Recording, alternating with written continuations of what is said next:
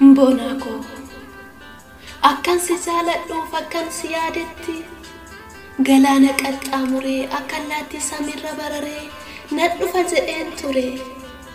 fageenyarra jirtaa wal argaan ammaatee gubaan jaalala kee onnee na qabate dhaamsuudhaaf ibidda jaalalaa isa boba'u Mbonako anaaf si malee eenyullee naan ta'u achi alaala teessee didde onneen kodhaatte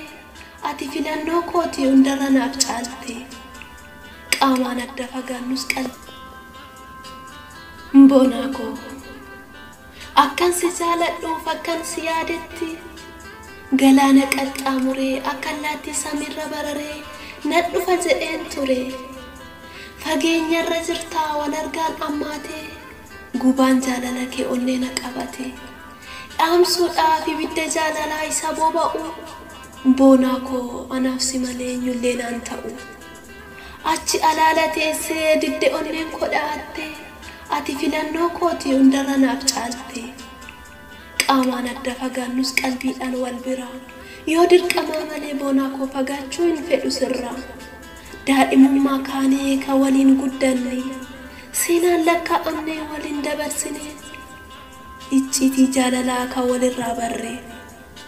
yaaddoon natti ta'ee inni nama raachu jaalala kee qofaa kan lubbuu koo oolchu siidaa onnee kootii jaalalaan ijaarte lubbuu kootiif boqonnaa nagalfii laatte sin malee miidhagu sugannatti hir'ata jooraan jireenya koo si qofaan sirrata erga na mo'atte onneen siif bitame hir'uun jireenya koo jaalalaan guutame afuura keenyatu anaaf siif qoricha waadaa keenya har'aatu boruufis riqicha jaalalli jaalala hin caalu ansi qofaanan jaalatame lubbuun koo lubbuu keerraa jaalalaan ijaarame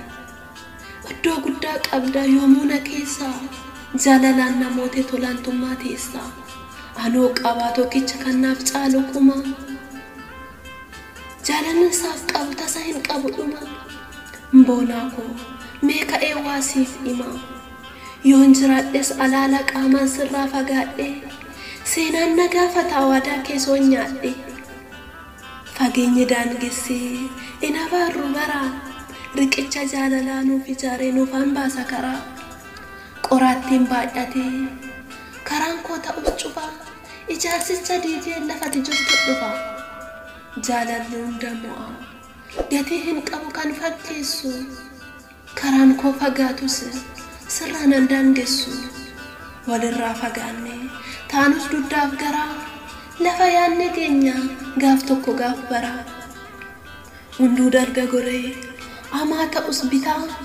waadaan kee waadaadha maaf hin taane citaa xiyyaara rogaan fiigu isa humtuu hin qabne karaan koo dheeratus beekee akkan sirraa nafne jireenyi dachee irraa cimaa ta'us gufuu waaqni jaalalaa na gargaara hin dhabu karaan dhufu